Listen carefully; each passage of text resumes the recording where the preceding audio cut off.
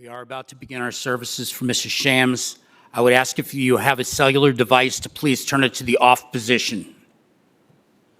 In just a moment, I'm going to invite the family to come inside.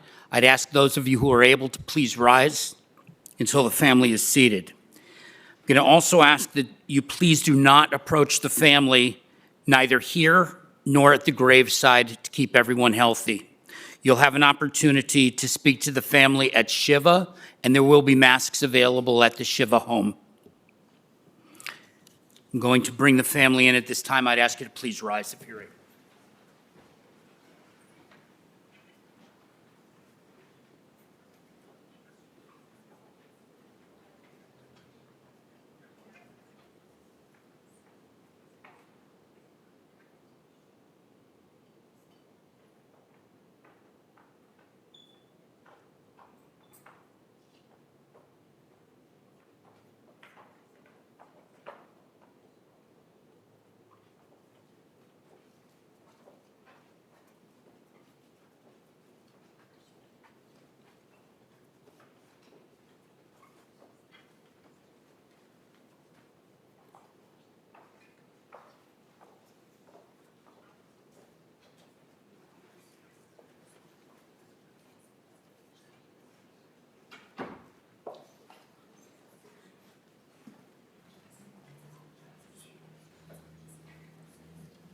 You may be seated.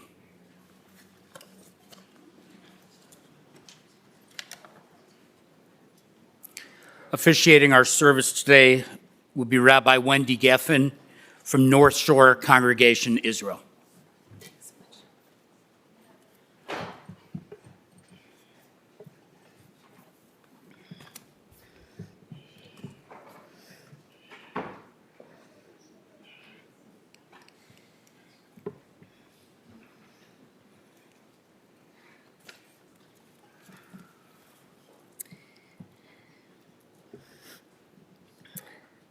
As you may know, in Pirkei Avot, a part of the Mishnah, the rabbis there teach that above all things, the most valuable is to have something that they call a shem tov, a good name. And in Ecclesiastes, the same idea is brought to bear in different terms. They teach that a good name is to be treasured above all precious things. As we know, wealth, health, life, all of these pass away. But a shem tov, a good name, this endures forever. It is eternal. In the Talmud, we learn that monuments need not be erected for the righteous, that their deeds will be their everlasting memorials.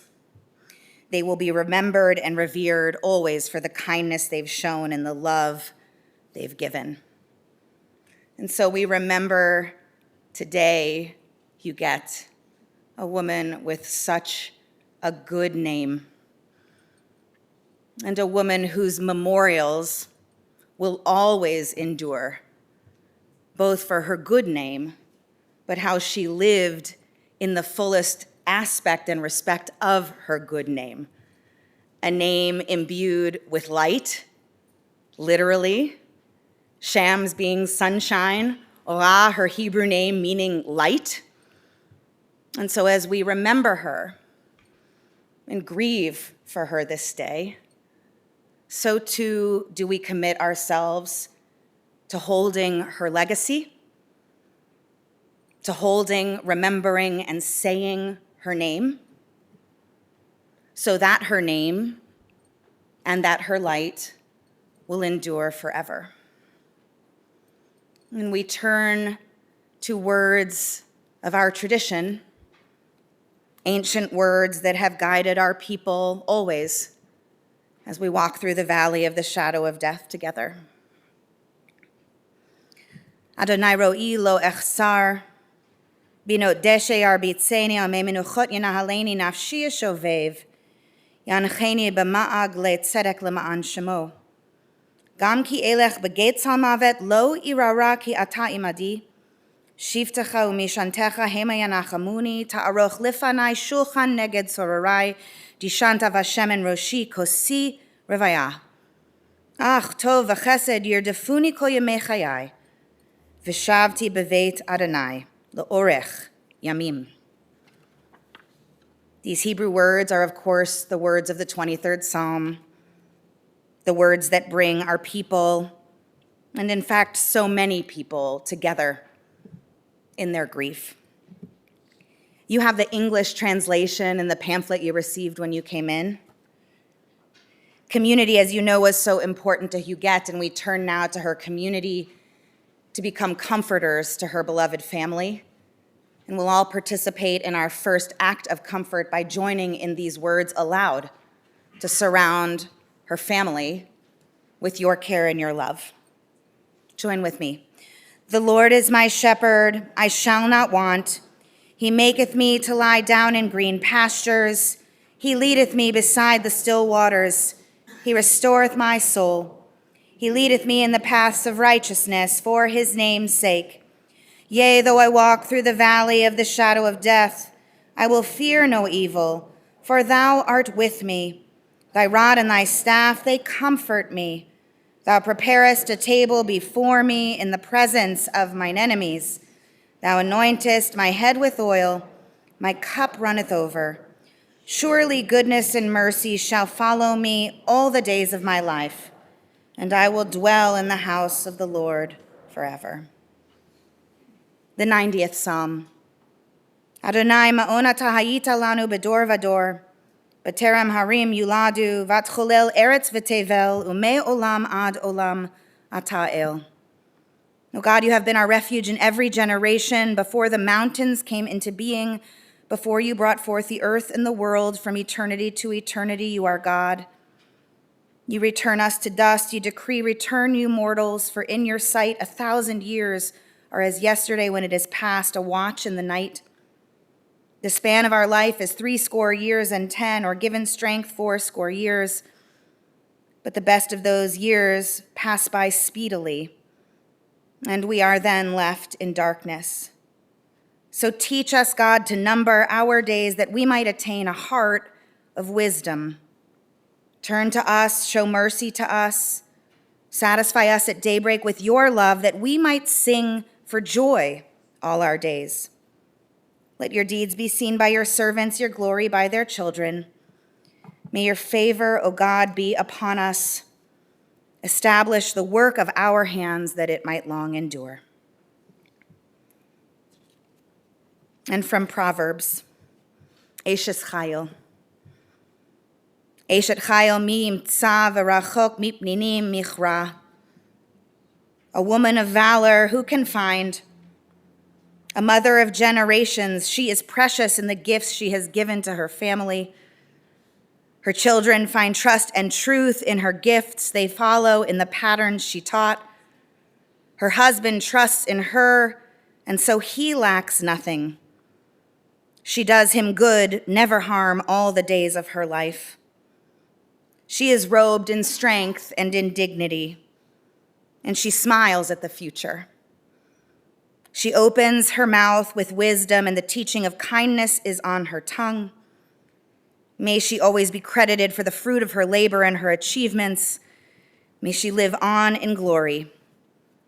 Many daughters have done valiantly, but she has excelled them all.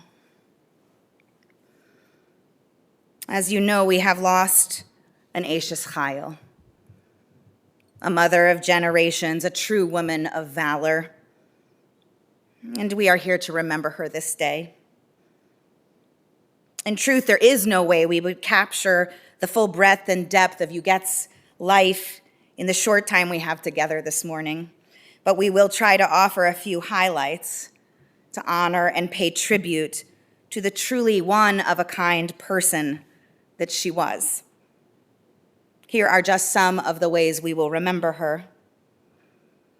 We will remember her first and foremost for what was most important to her, always her precious family.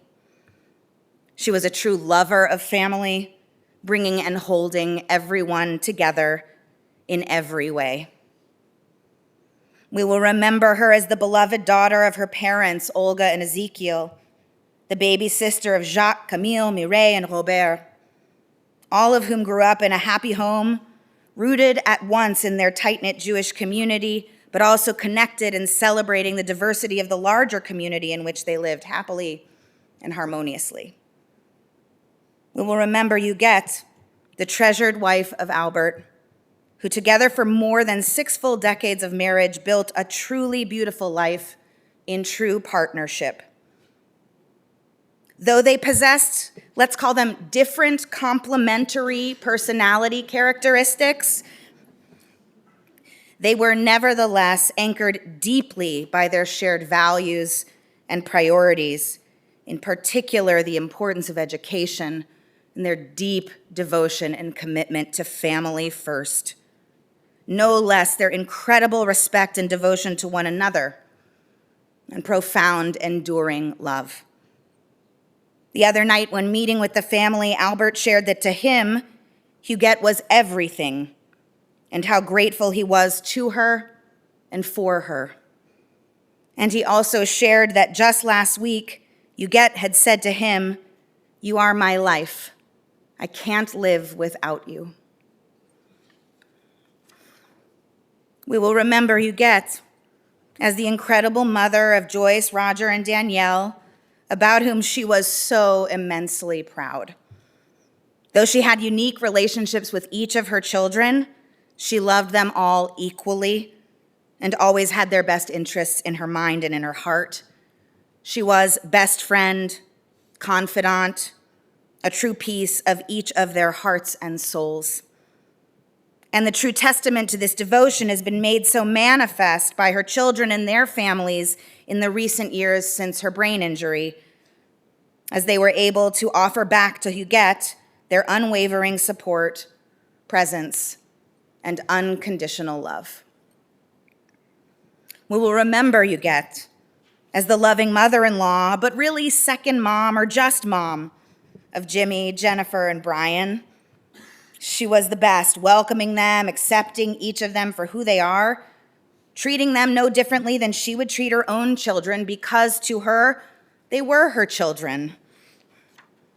And of course, we will remember Huguette as the adoring nanny of Justin and Becky, Danny and Nikki, Alana, Dylan, Alex, Maya, Alexia, and Grayson. Huguette lived for her grandchildren, figuratively, but literally too. In these recent times, when little could lift her spirits, if a grandchild happened to come into the room, she was immediately restored. She shared true and meaningful relationships with each of her grandchildren and saw and adored the fullness and uniqueness of each of them for who they were. She loved them all most profoundly and was an abiding presence. And they each know how blessed they were to have had their nanny in their lives. And as a result, how blessed they were to know her so deeply and fully because she let them in return. We will remember Huguette as the incredibly warm, kind person who was a wonderful friend and family member to so many throughout her life, for her incredible accuracy when it came to character judgment, for how she made everyone she encountered feel seen and known, like they were the only person in the room. We will remember her for her class, sophistication, and elegance, for her love of culture, travel, fashion, and literature. We will remember her for her incredible cooking and love of feeding people, whether they wanted it or not. We will remember her as a teacher to so many. We will remember her for her resolve and tenacity, her independent spirit, her go-getter, take-charge nature, who faced everything head-on, always. And we will remember her for her indomitable spirit, who experienced more than her share of challenges in life with incredible strength, resolve, and grace. Those Hebrew words, Eshet Chayil, are typically translated colloquially. We know them as woman of valor. But in truth, that translation doesn't present the depth of meaning embedded in that word Chayil. It's a word that's used in a number of different ways in our ancient texts. And when studied more deeply, we come to see that chayil actually means strength, determination, skill and ability, competence, and a force. Could there be a more fitting description for Huguette Chams? Indeed, her legacy of strength, determination, skill, force, these will continue to be manifest in all of those who are now carriers of her memory. And we pray that her values of kindness, resilience, humor, generosity, warmth, and love will continue to illuminate for those she loved her shining light and spirit, which will live on in them undoubtedly for generations to come. Her memory is a blessing. We'll hear now from those carriers of her memory. So we'll hear first from Joyce with Jimmy, Roger with Jennifer, Danielle with Brian, and then the grandchildren. And there may be a little bit of switching of order along the way, and that's okay.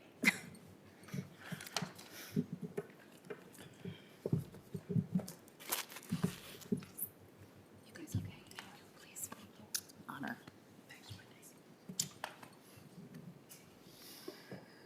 Wow.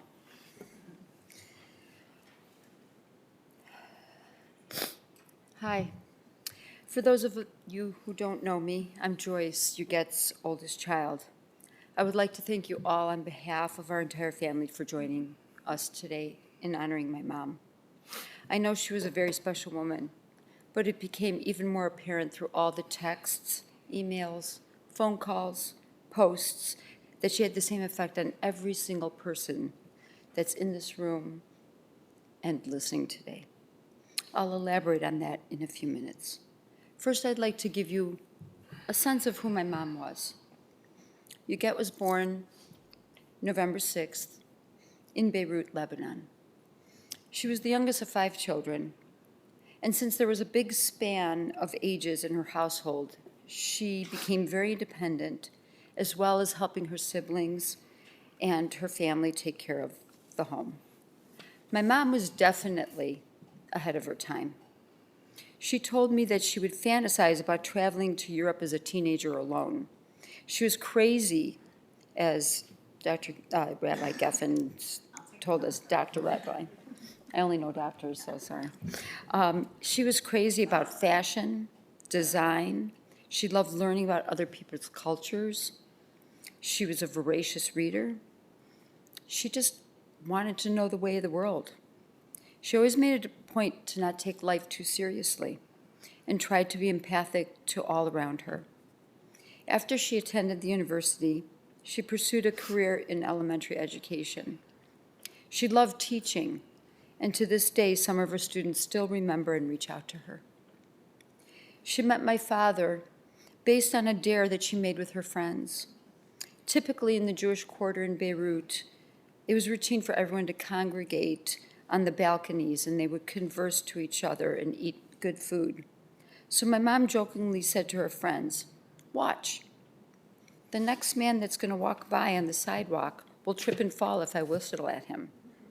Well, on point, that's exactly what happened. My dad walked by, fell, and the love affair between my mom and my dad began. They married in Beirut on April 15th, 1962.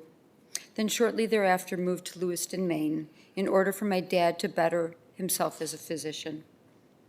Once done with his foreign graduate exam, my father decided to take a residency spot at Mount Sinai in Chicago, and that's how we have arrived here.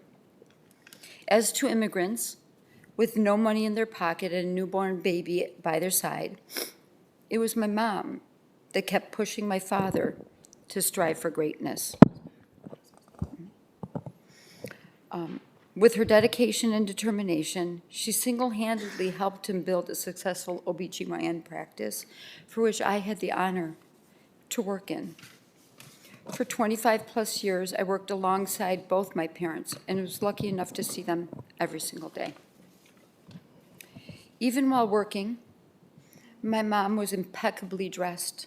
She greeted each patient with a smile and wore her favorite red rouge nail polish, which was her signature look. As a matter of fact, all of us women went yesterday and wore rouge in honor of her today. After my father retired, they spent time with friends, traveling to various places around the world until their health started to decline. I have never met a woman who underwent breast cancer twice, a colon resection, double knee replacement, an appendectomy, a traumatic brain injury, and a pelvic fracture. But through this all, she never complained about the pain.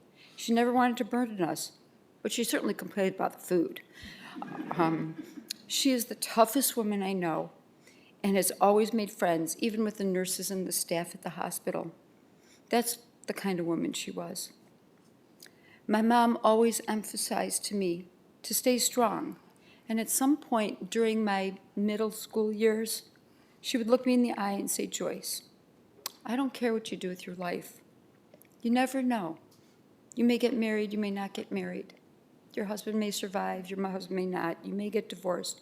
Whatever you do, have your own profession, be your own person." That's what she wanted, and I'm really trying to honor her wishes. Don't count on anyone but yourself. I've passed this value down to my children and hopefully one day to my grandchildren. I also have one small story to tell that will give you some insight as to who my mom was. As I alluded to before, she was always well put together with proper clothing, jewelry, and makeup, and would never leave the house without it. She confided in me multiple times during many chats through the years that she always wanted to be buried in a Chanel suit. So I told my mom, "Let's just buy the Chanel suit and wear it, and I promise I'll bury you in it," okay? But that never happened. So to honor her wishes, thanks to some of my dear girlfriends, I found a Chanel suit, not only in her size, but in the rouge red that she loved. And she's wearing it as we speak right now. She would chuckle at that. Now on to my sentiments. As I stand before you with a heart full of love and gratitude, Mom, I would like you to know what an incredible mother you were. She was more than just my mom. She was my best friend, confidant, role model, my greatest inspiration, cheerleader, and as I said before, the strongest woman I've ever met. From the moment I could remember, my mother was a pillar of strength. No matter what life threw her way, she faced it with grace and determination and unwavering love. Whether it was a moment of joy, a time of hardship, she stood by my side, offering love without any strings attached, and the wisdom beyond measure. I can only hope that I'm as good a mother and friend that she exemplified in her daily encounters. Losing her leaves a huge hole in my heart, but I find comfort in knowing that the love, strength, and lessons will live on, not only in me, but in my family. She taught me to be strong, how to love unconditionally, how to face life with grace, as she always did. I will always be grateful that Elon and I were able to spend hours with you for lunch last Saturday, laughing, telling stories, and giving your blunt advice as usual, hours before you passed away. I will always treasure that moment in time. Mom, thank you for everything, for the love, laughter, lessons, and countless moments that made my life beautiful. I will miss my Saturdays with Mom, and you will always be in my heart. You guide me every step of the way. I love you forever, and I pray that you're at peace now. Love you, Mom.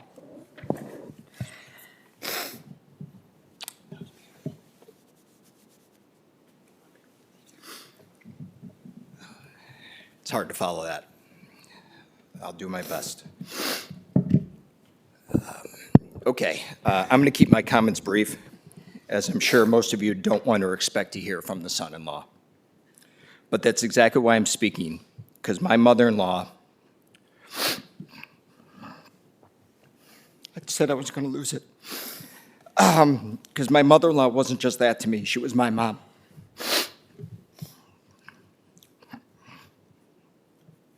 Sorry. I'm one of the lucky few that can honestly say they've had two moms. Going back, I met my mom back in 1985, so I've had the privilege of knowing her for 40 years, practically 2/3 of my life. There are a few things I'd like to share about her with all of you. First of all, as Joyce just alluded to, and most of you know, she was blunt. She didn't mince words.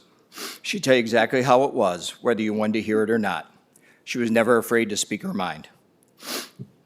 And she wore her heart on her sleeve. Whether she was in a good mood or a bad one, you always knew where she stood. And I respected the hell out of her for this. And for those of you who know me, you'd probably say that we share similar traits. And I think that's one of the reasons we got along so well. But there's one more thing that I'd like to say about her. She had a wicked sense of humor, and it was rather perverse. And I mean that in the most loving way. So I'd like to share with you just a quick story.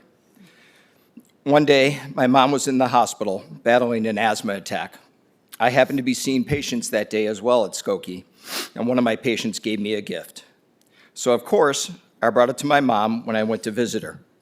It was a bag of large walnuts with a nutcracker. Simple enough, right? She cracked open the walnut, and out popped a condom. If you knew my mom's laugh, you can hear it now. And that's just one of the more tame stories. Joyce, I know you lost your best friend. There's nothing I can do to replace that. I'm so sorry for that. I wish I had the ability to change it. I know that words can only do so much, but I hope you know I'm by your side through this. In closing, I know in my heart how much my mom loved me. And a big part of why she loved me was because she knew how deeply I loved Joyce and her grandkids, Justin, Danny, Ilana, and now Nikki and Becky. Mom, I promise you that love will always be there. Because I know if I ever fall short, you're going to find a way to kick my ass. I'll miss you, Mom, and I love you.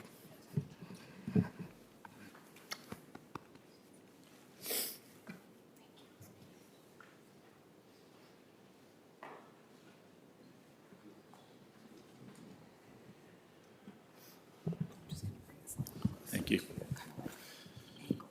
Sure. If I don't get through this, then my wife will take over. I'm not a real emotional person, but it's been a rough week. You want to read this? This is, just to give you an introduction, I've got a little speech that I want to do about my mom, but there's a letter that I wrote her when she turned 80, and I think I want to just recite this to her now, and then I'll give you a little speech afterwards. All right. When Roger wrote this letter to her, he also created it really beautifully with pictures along it. So it's a storyline of pictures to go with the. That's supposed to help him. Well, you're no good. Let me take this over. I'll take this over. That was why I gave it to you. Well, I'm going to read it to you. So it's Dear Mom, I really wanted to write you a letter on your 80th birthday milestone. I'm very hopeful that you already know what I'm writing. All right. Do you want to try? I'll pull it together. Okay. We can take deep breaths. Okay. Sorry. They say that you can't. Sorry. They say that you can't pick your family, but I could not have picked a better mother than I was blessed with from the moment I was born. You have mentored, protected, shown me more unconditional love than anyone could ever imagine. People say that all boys have a bond with their mothers, but I've always thought ours was very unique. The three of us could not ever thank you enough for all of the sacrifices that you and Dad have had for us to succeed. You came to a new country with very little support. We can never fully understand that struggle.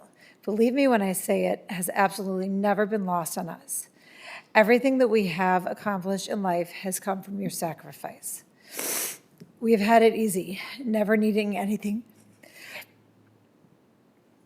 never having to have debt, and always having a loving family in the background to fall back on. Dad worked really hard to support us, and you were the one, he put that in capital letters, and you were the one that really raised us. You taught us discipline, the value of family, respect, and empathy for others. You are the center of our family, working endlessly during holidays to bring us all together. It's amazing to see how much you mean, excuse me.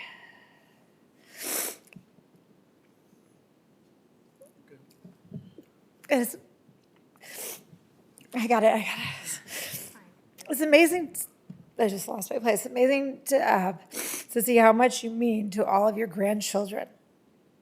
You were the one that took me to hockey at 5 a.m., took the garbage out when I forgot to pick it up. Sorry, I can't see because I just got to get the. No, I just can't see because of tears. When I forgot to pick it up after school, you made sure we were okay every day. You're the one that actually noticed when we weren't okay, and you made it right. You still are. You were my support through all of the important moments in my life. You were there for me, for my decisions to go into orthopedics, to my fellowship in LA, to come back home, and to get engaged, to get married to Jennifer, and buy my house. You took. Let me finish.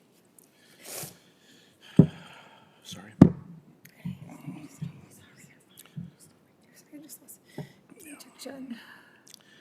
You took Jen into our family like your own daughter.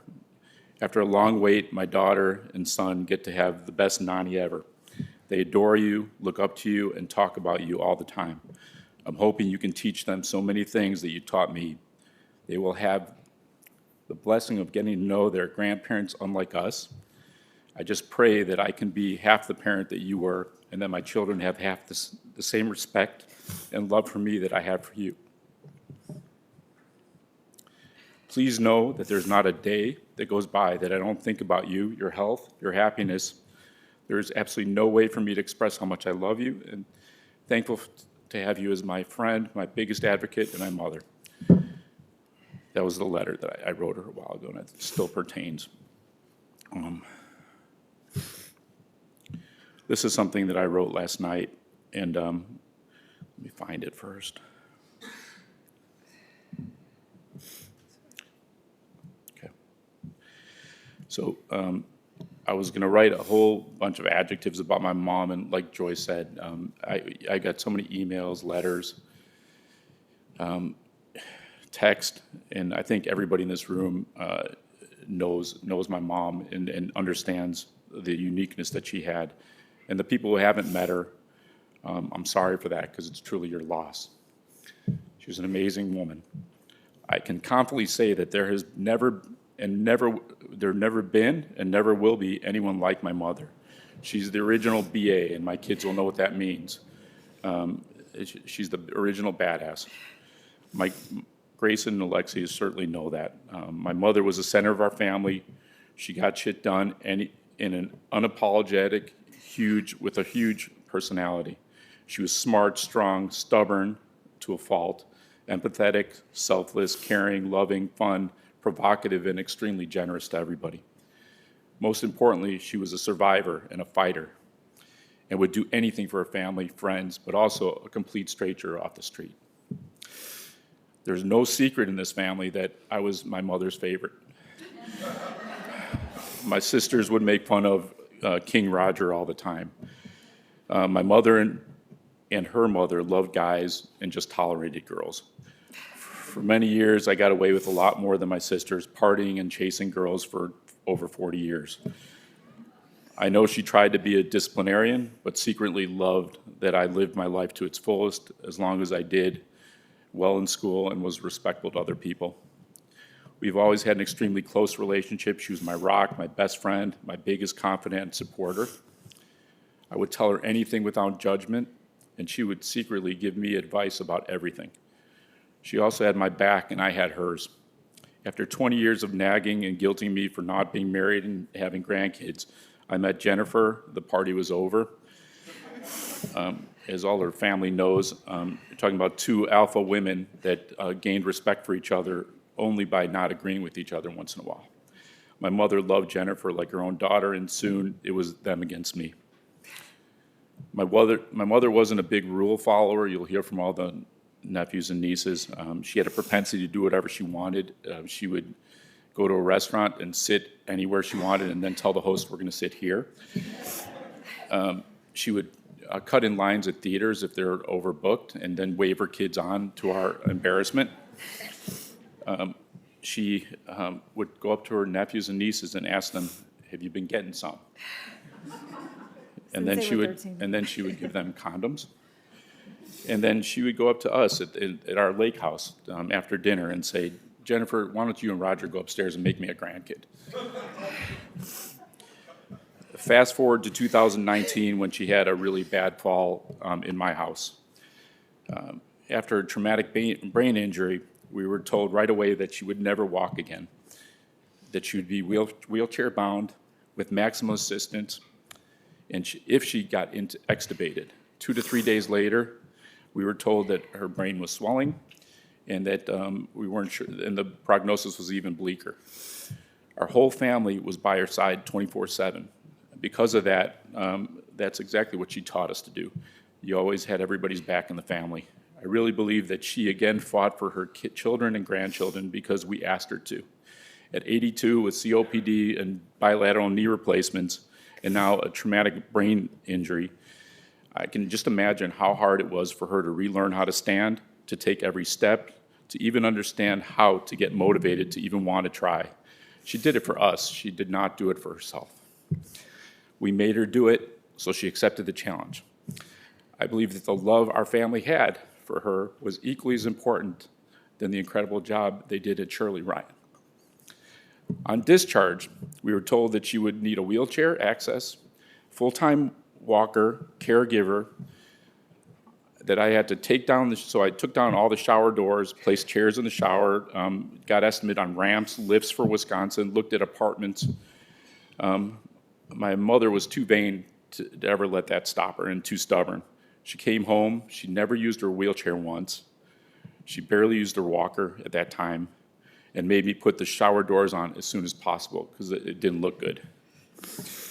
Physically and mentally, she suffered during a frustrating time in which she knew she wasn't the same. Through that struggle, the last 6 years have been a blessing for me and my kids. My children got to know their superhero, Nani, who they absolutely love and adore. I know it has been really difficult for a very vain, independent, strong woman like my mother to have times where she did not feel whole, but she did it for the kids and our family, not herself. My father would tell you that she would only light up when she saw her grandkids, my kids, or myself come in, and I think that helped her. During the last 6 years, our relationship only grew stronger. We spoke about much deeper things: life, death, happiness, love, relationships, the important things in life.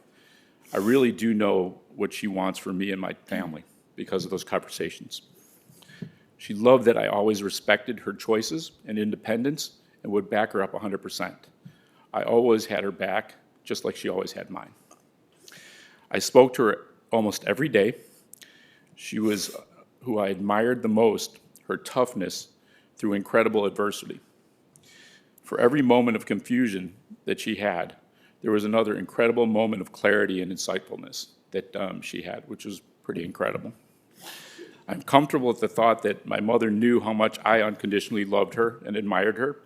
I also know how much she loved me, Jennifer, and my kids. She told me every single day. Since her passing, which has been incredibly hard for us, obviously. I've had clarity that she stayed alive even though it was a very difficult time for her after the accident, for us, not her. I also realized that I had it wrong. She did not need us anywhere near the amount we needed her.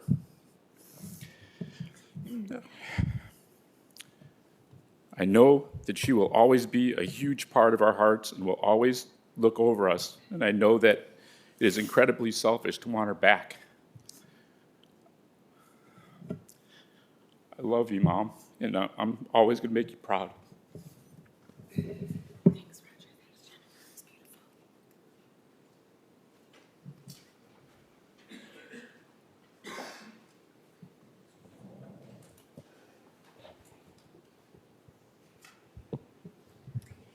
It's tricky because it blocks your paper, so just kind of try to keep it in line to your mouth.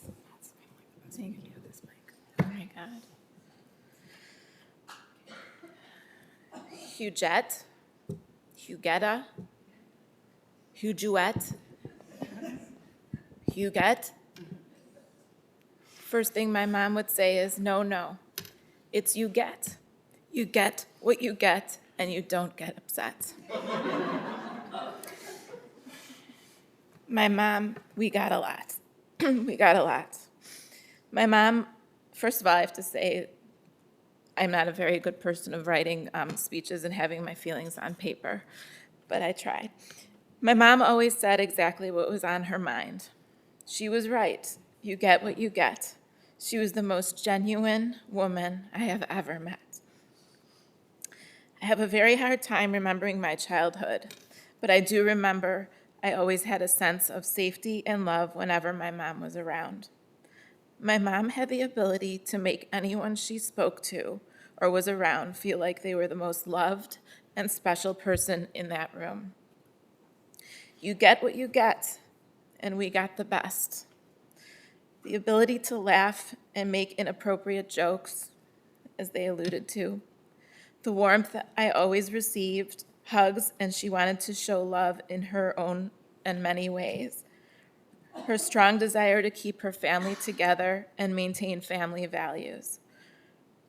Her stress of importance of an education, especially as a woman, as my sister said.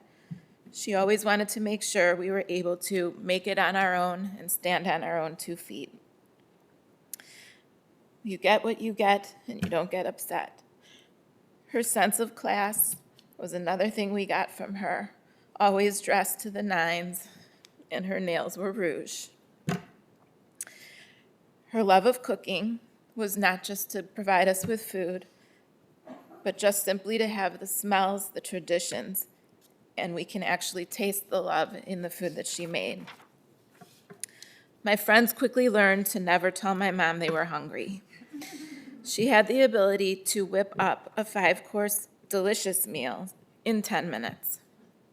On the other hand, if she asked and you said you weren't hungry, she would go whip up a 5-course meal in 5 minutes and make sure that you were fed. It was the one way of many that she showed love. Everyone that met my mom fell instantly in love with her. She just had that presence that can't be described in words.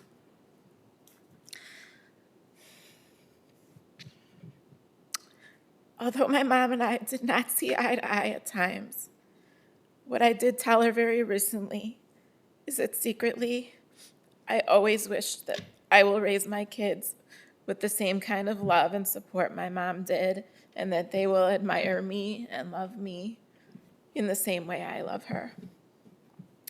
Just talking to her and being around her brought me strength, courage, a sense of safety, and of course, no one felt more loved than when they were with my mom. Showered with hugs and roji roji, which is her way of saying sweetheart, compliments, kisses, and of course, her food. This feeling grew exponentially when I had children of my own. Nothing made my mom light up more than her grandchildren. No one messed with her grandkids. Call 911 Nani, she would tell them. I'll take care of whatever you need because no one messes with my grandkids. Dylan, Alex, and Maya will forever ask, Do you think my girlfriend, do you think my boyfriend will pass the nanny test? Everyone had to pass the nanny test. I'm grateful my kids have been able to develop such an understanding of my mom and develop such a close relationship with her. Thank you, Mom. You have given them the gift of nanny. They will continue to make you proud. There is so much more than you get with my mom, but there's not enough time or words in the world to describe her. Everyone here is here because of her. I love everything about her, and my siblings have done a great job of describing our life with her. Mom has been through so much, a warrior, so much strength. I promise the last time I saw her, it seemed she was ready to go. From speaking to several rabbis, they say that when somebody is close to going, they know it. And my mom kept saying that she saw her mom in her dreams, asking her to come home. She's now at peace. We have had many talks, but this past Wednesday, she made sure to tell me, which she did many times, but it struck me harder this Wednesday. I need you to know how much I love you, Donnan. I'm so proud of you. I will always hold on to this moment. I believe it was Wednesday. I have a Time Hop app in my phone, which gathers pictures from that day as many years back. And on that Wednesday, I looked at my Time Hop app, and anyone who knows me knows my house is filled with hearts. The shape of a heart is my favorite shape. And it was on a paper. There was a picture of this paper with a heart at the top. And this is her writing. And I took a picture of this 1 year ago, Wednesday. And it came up, and it was unbelievable. It said, I think the hardest part of losing someone is not having to say goodbye, but learning to live without them. Always trying to fill the void, the emptiness that's left inside your heart when they go. It's something I will cherish now forever. My heart is broken. I actually felt it break, and the pain is unbearable right now. I wish you peace. I wish you to be pain-free and with your loved ones in heaven, eating kibbeh basha and drinking chamomile tea. Thank you for being the best mom. I promise to continue your legacy on. I will take care of Dad. I promise to honor you. And she used to always say, I love, love, love, love you. I will love, love, love, love you forever. Rosie Blum, rest in peace.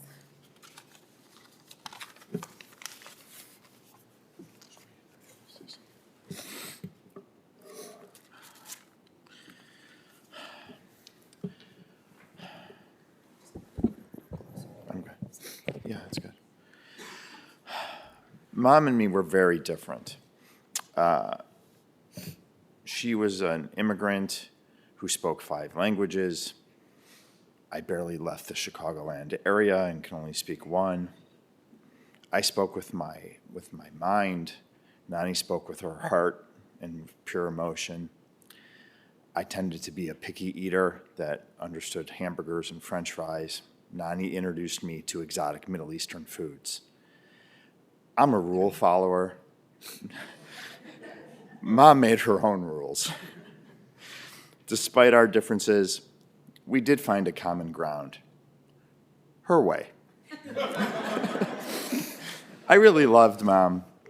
She made me feel, as Jimmy said, like one of her own.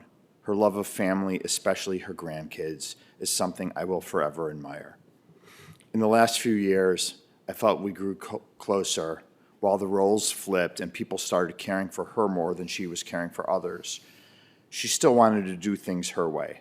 I could see that was what she was fighting mostly for, her dignity. At the end, she left on her own terms, in her own home, a fresh manicure, her hair just done, and a little chocolate dessert to hold her over. You will be sorely missed, Mom. I love you forever.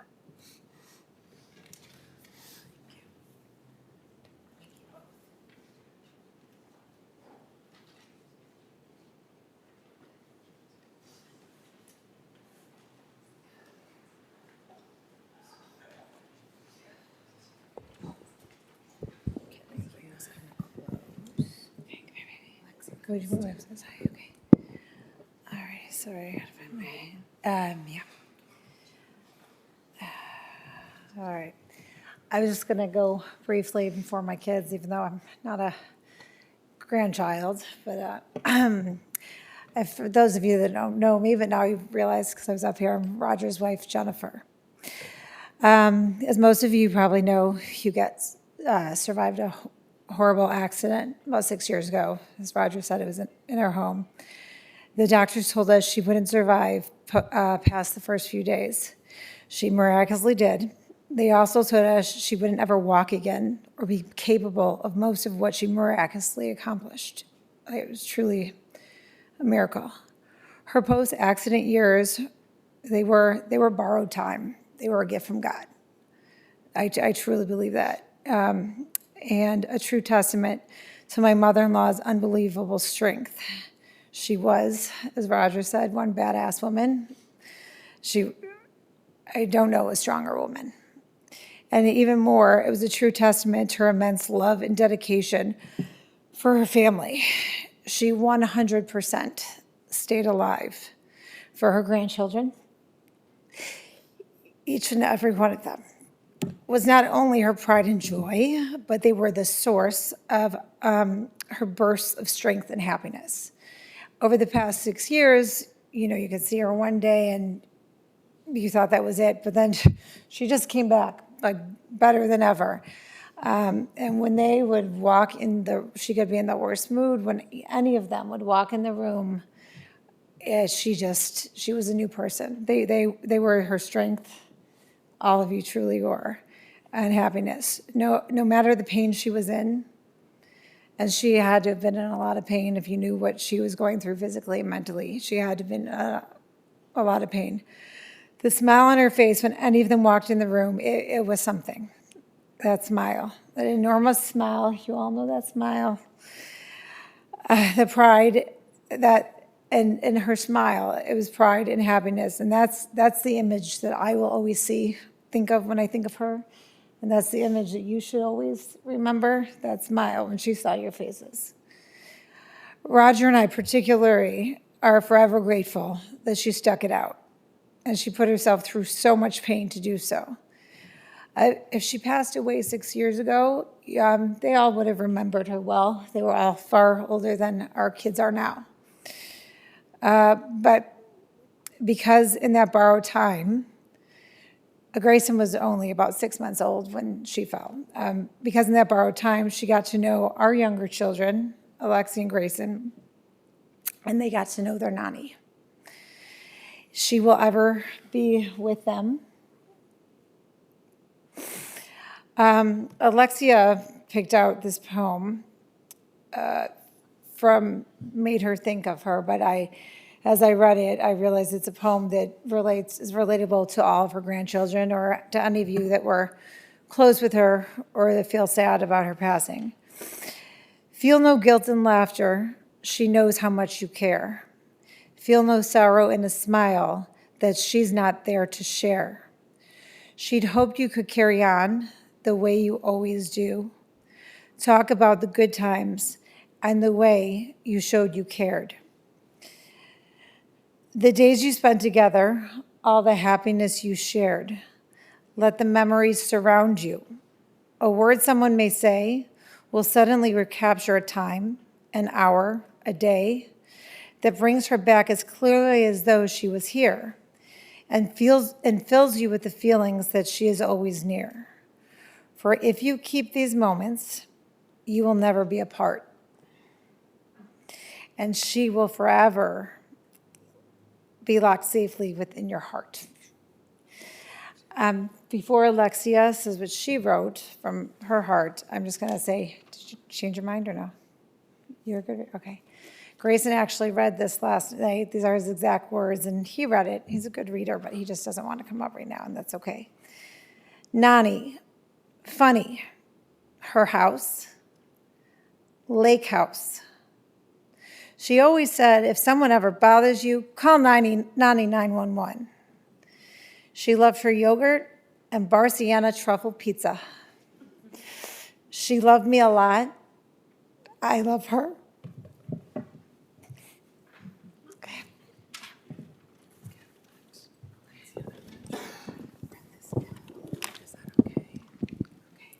We know that all of this is true because everybody says it, not just me. Nani, first of all, I know everyone can agree with me. She was so welcoming. Whether you just met her or you've known her for your whole life, if you were talking to her, she would make you feel like the most important person in the world. And, of course, she would make you a 4-course home-cooked meal. Also, she is so comforting and supporting. I remember she used to always tell me that if anyone ever bothered me again, to call her, and I wouldn't even want to know what she would do. And I know she is so proud of us all.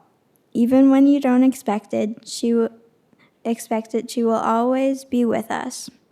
Finally, you can't forget Nani's amazing cooking. It was always the most special privilege to cook with Nani. Everybody wanted to cook with her. The most famous thing that she made was kibbeh basha, but all of her food was amazing. These are just a few special things about my Nani, and there are so many more.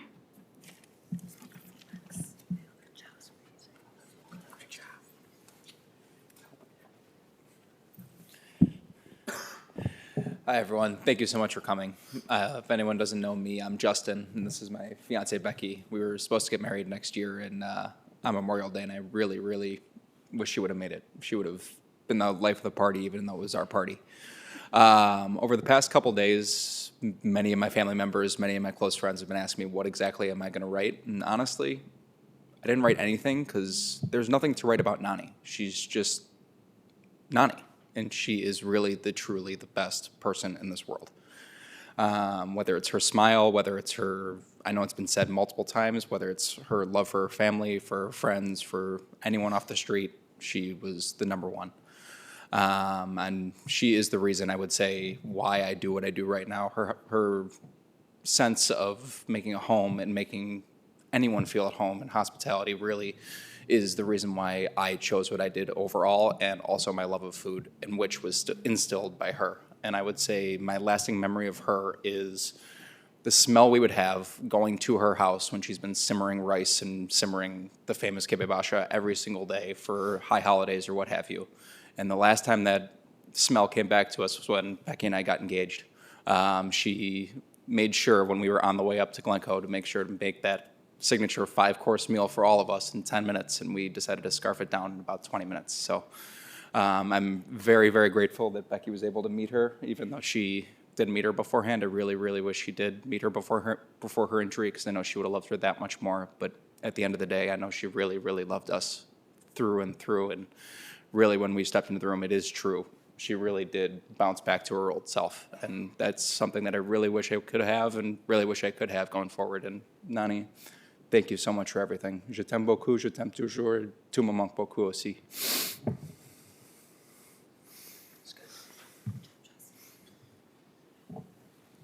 All right, so for those of you who don't know me, I'm Danny, Nani's second grandson.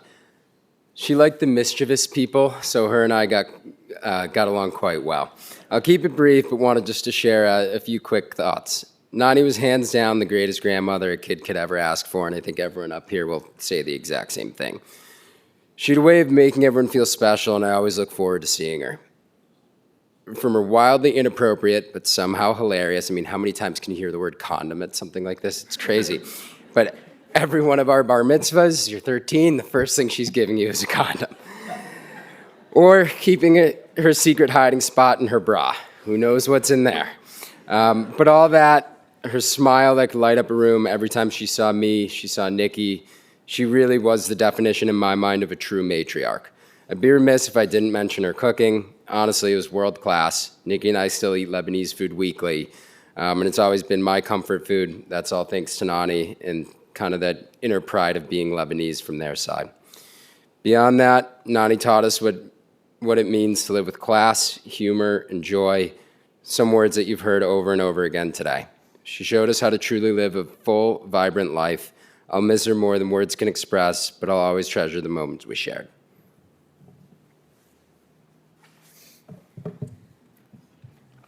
There's no shot I get through this without crying, so just bear with me. Hi, everyone. As many of you know, I'm Ilana, Nani's first granddaughter. I cannot express how lucky I am to have you as my Nani. As many have said today so far, Nani wore her heart on her sleeve, and when she wanted something, she'd go get it. I knew she would do absolutely anything for me, and I know how proud you are of me. You would tell me all the time, I will always keep working to be independent and strong like you taught me to be. I especially want to thank you for showing me the love of cooking. If you have ever been over to a dinner from Nani, you've probably had kimbap. You've heard a lot about this. It's a meatball with pine nuts, stuffed with pine nuts and a pomegranate molasses sauce. It's probably my favorite meal of all time and what we named our first dog after. But most of all, my favorite memories of us are making kimbap together and when you taught me how to make it for the first time.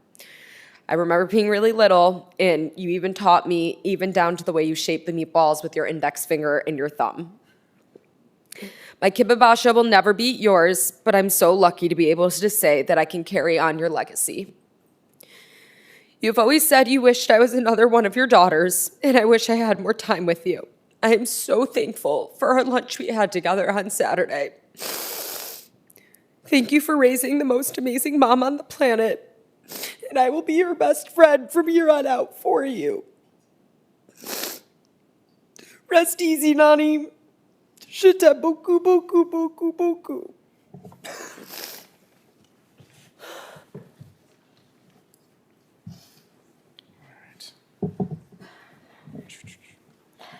All right.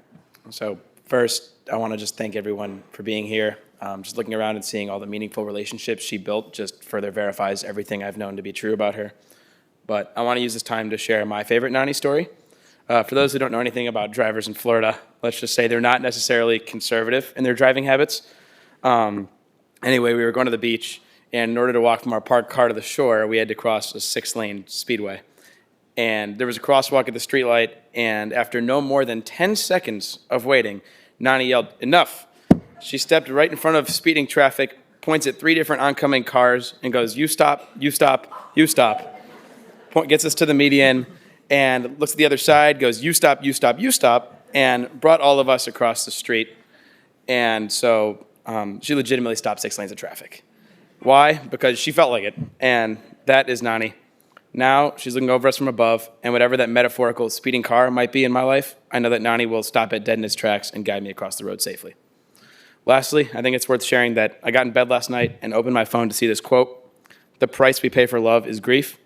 And while this is the end of chapter 1, I'm praying that we'll have the opportunity to meet again.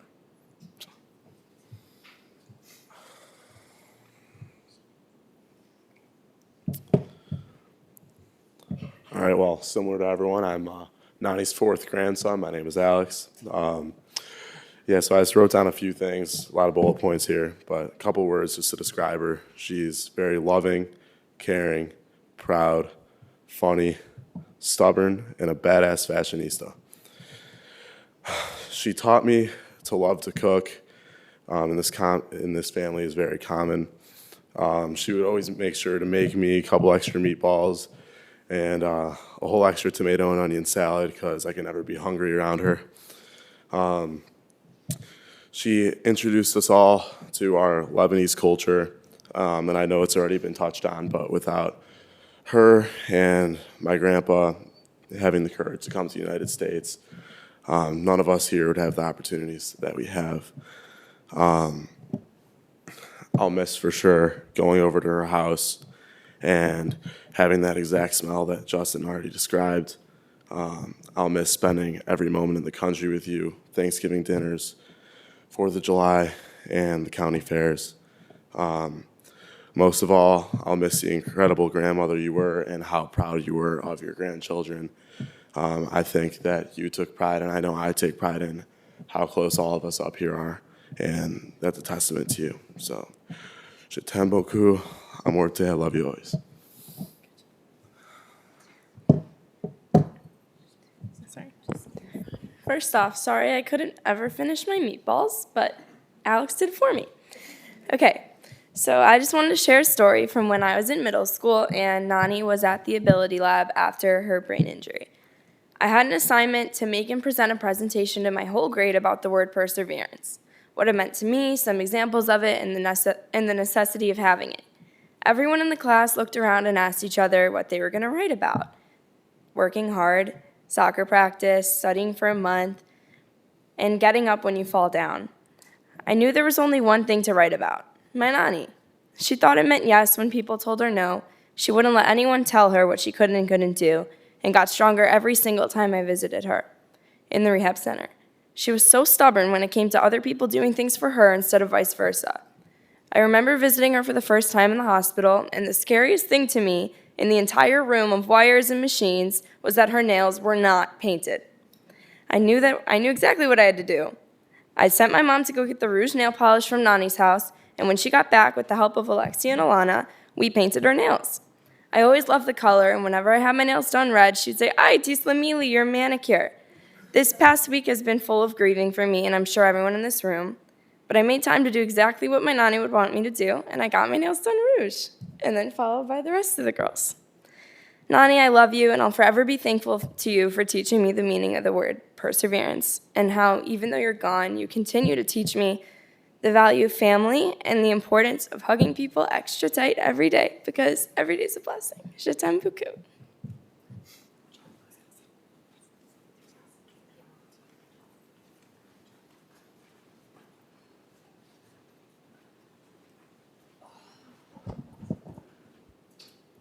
Thank you all for your incredibly beautiful tributes to an incredible, beautiful woman. Rabbi Herzl Yitzchak.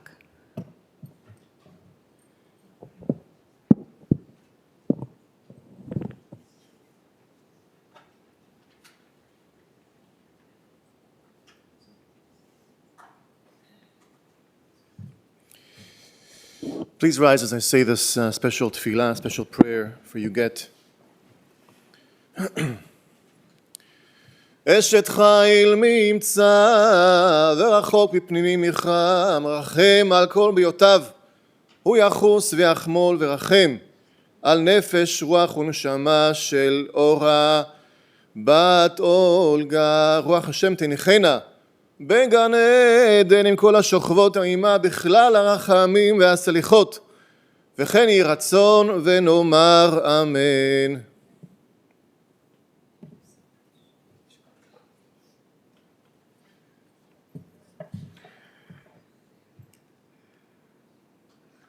O God, full of compassion, thou who dwellest on high, grant perfect rest beneath the sheltering wings of your presence among the holy and pure who shine as the brightness of the firmament unto the soul of this Ashes Chayil, this woman of valor, Huguette Chams, who has gone unto eternity.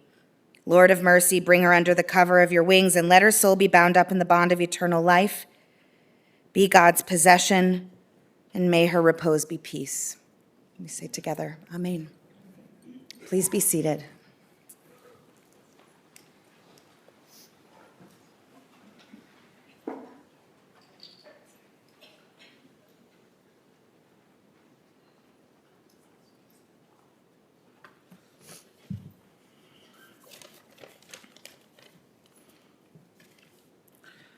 This concludes our service here in the chapel. The interment will take place immediately at the family plots at Memorial Park Cemetery in Skokie. Following the interment, the family will be sitting Shiva. The Shiva information is located on your folders. For those of you online, that information is available on our website. Shiva will take place following the interment from 4 p.m. to 8 p.m. and Thursday from 4 p.m. to 8 p.m. at the Chams Spitz Residence, 1244 Fairfield Road. Memorial contributions may be made to the Jewish United Fund or to the Shirley Ryan Ability Lab, specifically brain injury. That information is available, again, both on your folders and for those of you who are online on our website. For those of you who are going to be going in procession with us to the cemetery, please make sure you obtain an orange funeral safety sticker. That will be placed on the inside passenger side of your vehicle. We would also ask that you have your bright headlights and flashing hazard lights on at all times. For an additional measure of safety, our staff will be placing magnetic flags on vehicles throughout the procession. As we drive in procession today, please drive as closely as safety permits to the vehicle in front of you. This is especially true as we proceed through intersections. We want to avoid any large gaps or spaces in the procession. I'm going to ask in just a moment, I'm going to ask specifically for the grandchildren who will be serving as pallbearers to step forward. I would ask everyone to please rise as the family, Mrs. Chams, and the rabbi are escorted from the funeral.